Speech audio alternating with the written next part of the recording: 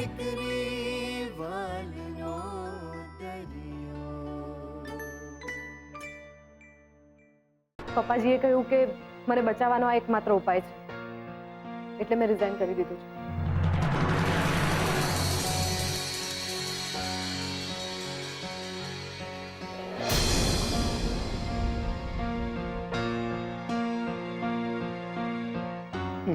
મને મને એ સમજાતું નથી. રાજીનામાને પણ આયકર વિભાગ સાથે શું લેવા દેવા?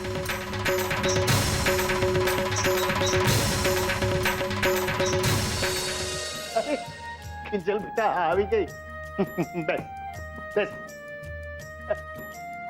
જો બેટા, મારા માટે ચા બનાવું છું. તું પીશ ને? બનાવું? ના પપ્પા, મારે ચા નથી પીવી. તું ના.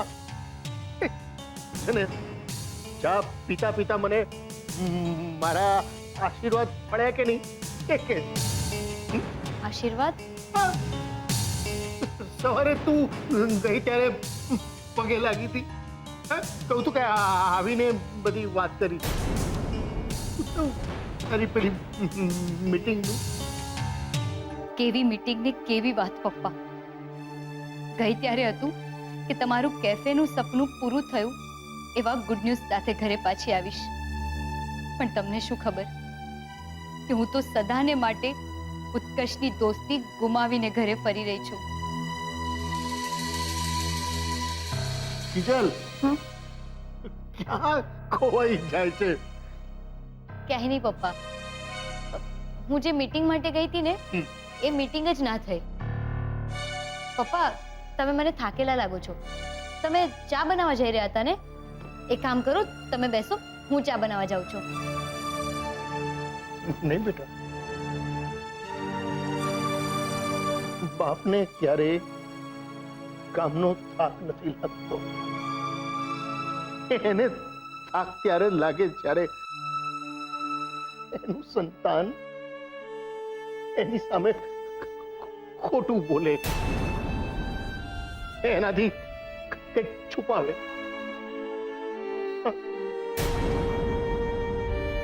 હું ચા મૂકું છું.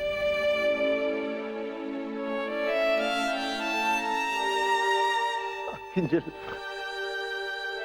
મને બધું સમજાય છે.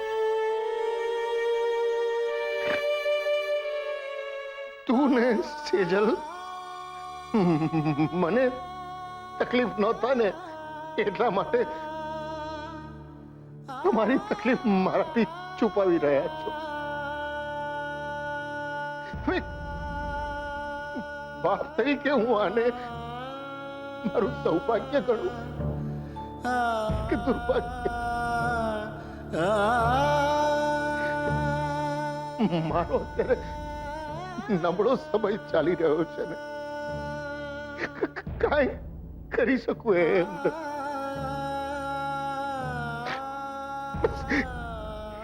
એટલું કહીશ કે ધીરજ રાખો.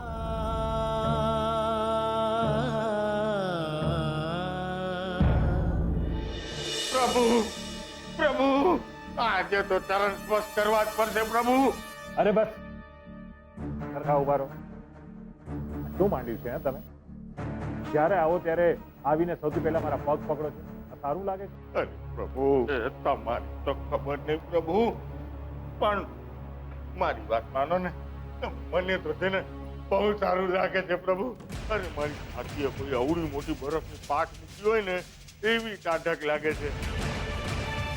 મોહનભાઈની દુકાનનો ચૂલો થઈ ગયો હંમેશ માટે ખુશ, અને એમની દુકાન ઉપર લાગી ગયું અવળું મોટું તાળું. અરે મારા પ્રભુ, હવે તો એવી લીલા કરો કે ચૂલો કોઈ જગે નહીં અને તાળું કોઈની ખુલે જ નહીં. હે હાલ છે દાસ, હું અહીંયા એક તીરે ચાર શિકાર કરીને બેઠો છું અને તમે હજી એક જ વાત પર અટક્યા છો. અને દુકાન બંધ થઈ ગઈ, ઉપરથી વીસી વાળાનું 3 લાખનું દેવું, સેજલની નોકરી ગઈ, કાગળિયામાં એને એવી ફસાવી છે ને, પિયા થયા પછી પણ ઘરમાં રોટલા ટીપશે, રોટલા. શીખ્યા કઈ? શીખ્યો પ્રભુ, બહુ શીખ્યો. પણ મારા પ્રભુ, આ બધામાં તમારું 2 કરોડનું નુકસાન થયું ને, સહન નો થયું. મારા નુકસાનનું તમે રહેવા દો. તમે તો માત્ર આ માસૂક સંઘવી પાસેથી મફતમાં જે શીખવા મળે છે ને એનો ફાયદો વિચારો, એની મજા લો. સમજ્યા? જવાનું ભલે ભલે પ્રભુ, તમે કહો એમ ખરું હે. પણ આ તો એવું છે ને, જેનું ખાઈએ એનું ખોદાય ને ઉપરથી ખાડો ખોદે એ પડે એવું કહેવાય એ નહીં. હે પ્રભુ, બસ પાવર લેતો તો પ્રભુ, આમ ડાયરેક્ટ આમ પાવર આપે ને એ લેતો તો. બાકી તો ચાલો, એવી તમારી ઈચ્છા. જય જીનેન્દ્ર પ્રભુ. જય જીનેન્દ્ર. જય જીનેન્દ્ર.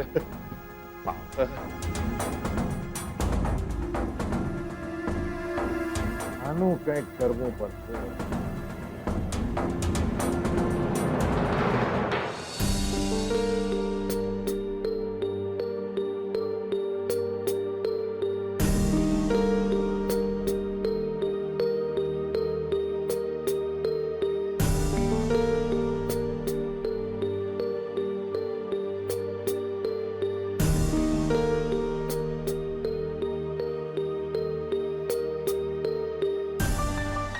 સેજલ, ચાલ જમવા. સેજલ,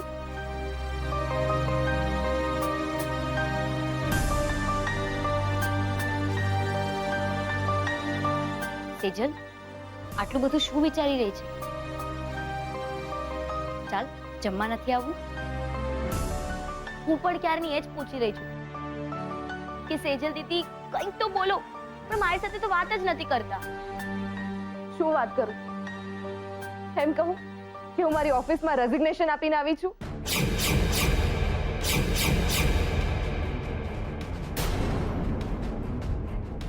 શું રેઝિગ્નેશન તે આપ્યું છે કે પછી માસુક અંકલે તને આપવા માટે મજબૂર કરી છે? શું ફરક પડે? ફરક પડે છે. આપણી દુકાનને ફરક પડે છે. એટલે તું મને એમ કે માસુક અંકલે આપણી દુકાન બાબત શું કહ્યું? ક્યારે ખુલશે આપણી દુકાન? મને નથી ખબર. મને કહેતા હતા કે થોડા દિવસ પપ્પાને કે સાચવી લે. અરે વાહ, એમ કેમ સાચવી લે? હા, જ્યારે એમના ઘરે ગયા ત્યારે તો મોટી મોટી ડંફાસો મારતા હતા કે આ લ્યો 2000 ને તમારી ગુડવિલ ના 10,000, 60,000 લેતા જાઓ. ને જો જરૂર પડે અને ઓછા લાગતા હોય તો દરરોજ રૂપેશની સાથે 12,000 રૂપિયા મોકલતો રહીશ. અને હવે સાચવી લે. તો પછી 14,000 ની જગ્યાએ 60,000 લઈને આવી જવું તું ને? અરે પપ્પાજી પોતે જ અટકી પડ્યા છે. આમ હાથ જોડીને મને સોરી કહી રહ્યા હતા. અને તું એ જ માણસ વિશે ખરાબ બોલી રહી છે. જે દેખાઈ રહ્યું છે ને એ જ બોલી રહી છું. અને સેજલ, હું અને રૂપેશ જીજુ તને પહેલેથી કહેતા આવ્યા છીએ, માસુક અંકલ આપણી સાથે ને ખાસ કરીને તારી સાથે બહુ મોટી રમત રમી રહ્યા છે.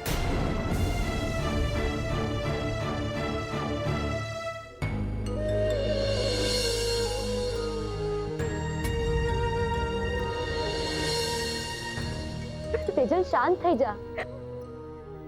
સેજલ નહીં સેજલ.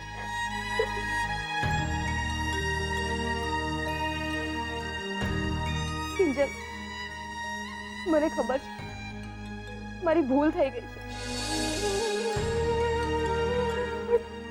હવે તું જ કે હું શું કરું?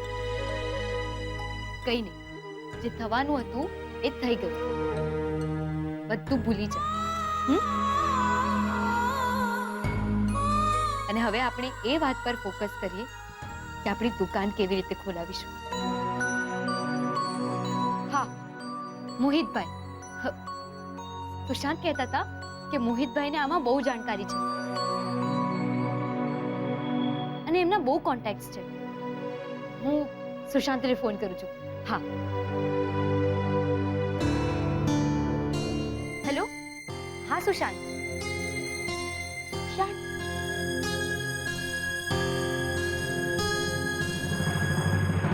હે મારી માવડી, હંધાયનું દુનિયામાં ભલું કર હો, પણ શરૂઆત મારા અને રાહુલિયાથી કરજે ભાઈ સાહેબ. હે ભગવાન, હંધાયનું કલ્યાણ થાય. હા ભગવાન ભગવાન ભગવાન ભગવાન.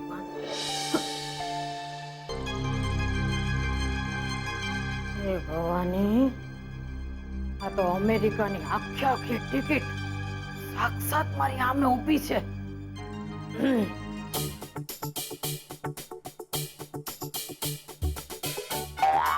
શું સુશાંત કુમાર, ભગવાન પાસે હું માંગતા હતા એની મને ખબર છે હો. ના એટલે હું એ ભગવાનને ઈ જ કહી રહી હતી કે આ વખતે તો અમેરિકાનું પાકું કરી જ નાખવું છે. એટલે કે જેટલું તો બાકી મોહનના ઘરે તમારા આટા ફેરા વધી ગયા છે ને એની મને ખબર છે હો, દેખાય છે. લે લે લે લે જો તો ખરા પણ શરમના માયરા ગાલ તો જો આમ ટમેટા જેવા લાલ લાલ ગુમ થઈ ગયા છે બાપા. તે હું શું કહું છું, કિંજલને બોલાવો કે પછી એને ખબર છે તમે આવ્યા છો ઈ? સુશાંત, તમે આવી ગયા?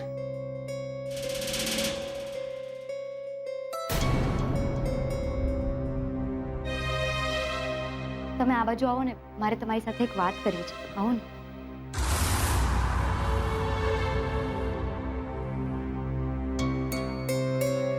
સુશાંત, મારે તમારી સાથે દુકાન બાબત વાત કરવી છે. એમાં એવું થયું છે કે માસુક અંકલે કહ્યું કે દુકાન ક્યારે ખુલશે એની કોઈ ગેરંટી નથી, અને સેજલે પણ રાજીનામું આપી દીધું છે.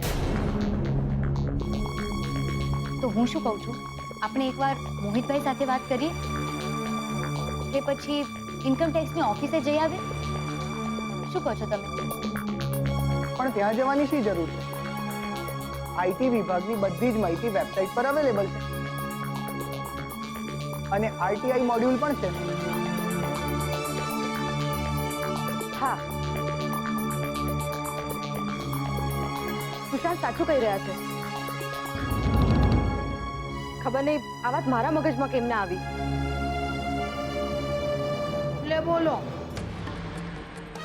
આજે સમજાણું કે 25 CA ની પરીક્ષા આપી તોય આજ લગન તું અડધી ની અડધી CA હું કરવા છો ખબર પડી? બા, એમાં સેજલનો કોઈ વાંક નથી. એ પરિસ્થિતિ જ એવી હતી કે ભલભલાનું મગજ ચકરાઈ જાય. તેમ છતાંય સેજલે જે બહાદુરીથી જવાબ આપ્યો ને ઓફિસર્સને, એ બહુ મોટી વાત છે. અને અત્યારે મહત્વની વાત એ છે કે પપ્પા સ્પીચ થેરેપિસ્ટને ત્યાંથી આવે એના પહેલા આપણે આ બાબત વાત કરી લઈએ. ઓકે, હું લેપટોપ લઈ આવું. હા. હા, ઈ હારું રહેશે કા સુશાંત કુમાર? બાકી તમારું મગજ છે ને મસ્ત મજાનું હો, અમેરિકા જેવું જ આમ ટીપટો માલે છે પૈસા. બાકી ઓલું જે હાલે છે ને એ હાલવા દેજો. બા, તમારા મગજમાં શું ચાલી રહ્યું છે એ જરા કહેશો? સેજલ આવી ગઈ. લેપટોપ લાવ.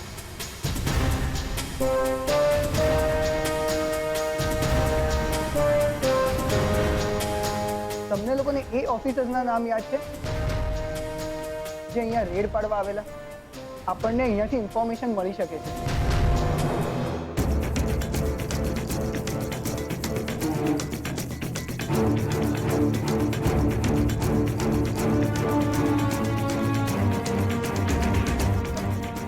સોરી, તમે જે લોકોના નામ આપી રહ્યા છો ને એમની એક પણ માહિતી અહીંયા અવેલેબલ નથી. પણ આવું કેવી રીતે બની શકે? હા, કઈ ગડબડ છે. સાઇટ તો અપડેટેડ છે ને? બધું બરાબર છે, પણ મને લાગે છે કે આપણે જલ્દીથી જલ્દી ઇન્કમ ટેક્સ ઓફિસ જવું જોઈએ. હા, ચાલો હું પણ સાથે આવું છું. ના, જો સેજલ તમે આવશો ને તો એવું લાગશે કે સંઘવી કન્સ્ટ્રક્શન તરફથી આવ્યા છે. પણ આપણે મોહન એન્ડ ડોટર્સ તરફથી જવાનું છે. એટલે હું અને કિંજલ જઈએ છીએ. આપણે જલ્દીથી જવું જોઈએ. જાઓ જાઓ જાઓ જલ્દી જાઓ પટ્ટો લઈને અને આવજો અને આપણો આરામથી આવજો નિરાતે હોય પીને આઈસ્ક્રીમ બધું પતાવીને કાંઈ ઉતાવળ નથી. બા, એ લોકો આઈટી ઓફિસ ગયા છે, બગીચે ફરવા નથી ગયા.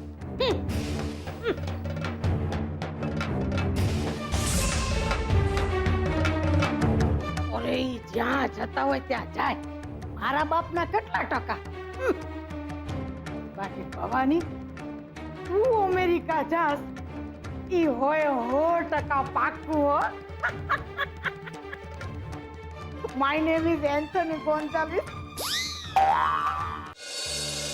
સુશાંત, તમે જે રેટની વાત કરો છો અને જે ઓફિસરોના તમે નામ આપ્યા ને અને જે ડેટ તમે આપી છે એ ડેટ દરમિયાન અમારા આઈટી ડિપાર્ટમેન્ટમાંથી કોઈ પણ જગ્યાએ કોઈ પણ પ્રકારની રેટ પડીની માહિતી નથી. શું આવું કેવી રીતે બની શકે? ઓફિસર પ્લીઝ બીજી વાર ધ્યાનથી જુઓ ને. જો બેન, હું સાચું કહું છું, 2 વાર બધી ડિટેલ ચેક કરી ચૂક્યો છું. હા, તમે જે નામ આપ્યા ને એ ઓફિસરોના નામ ફેક છે અને હું તો કહું છું કે આખી રેડ ફેક હતી.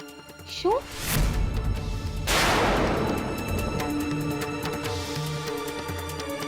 ફેક હતી એટલે? માણસો ફેક હતા એટલે? તમે તમે કહેવા શું માંગો છો?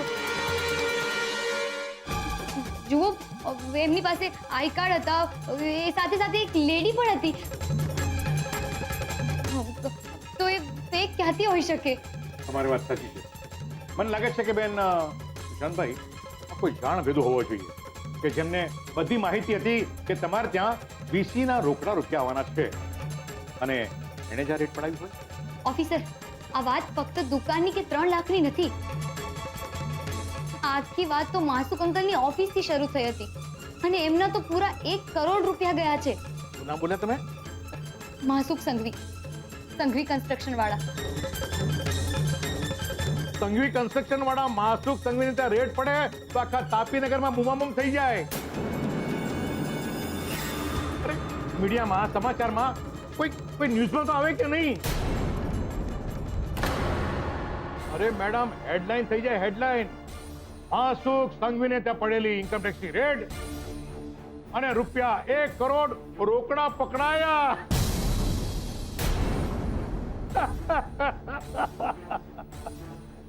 It's all fake, madam. આ બધું ખોટું છે.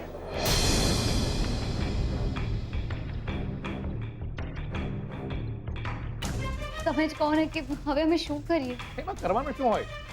સિમ્પલી પોલીસમાં જઈને કમ્પ્લેન લખાવો. હા કિંજલ, આપણે પોલીસ કમ્પ્લેન કરવી જોઈએ. ટી સ્ટોલ વતી અને માસુ અંકલ વતી. પણ સુશાંત, આખો મામલો 1 કરોડનો છે. મને લાગે છે આપણે પોલીસ પાસે જતા પહેલા માસુક અંકલને મળી લેવું જોઈએ. હું એક કામ કરું છું, રૂપેશ જીજુને ફોન કરું છું. હા,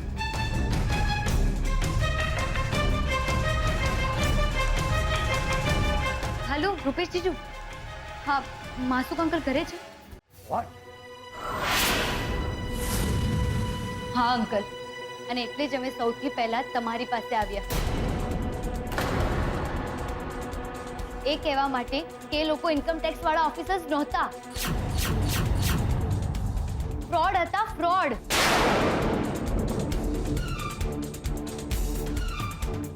Oh my God.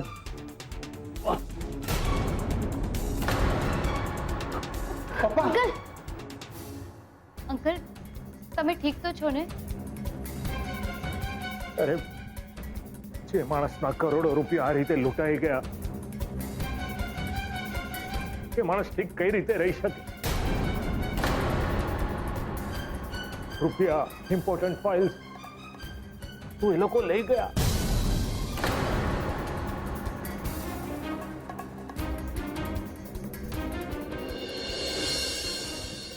અંકલ, અમને તમારી હાલત બરાબર સમજાઈ રહી છે. અંકલ, હું શું કહું છું, આપણે પોલીસમાં ફરિયાદ નોંધાવી જોઈએ. આ તો હું બરાબર ન ફસાયો.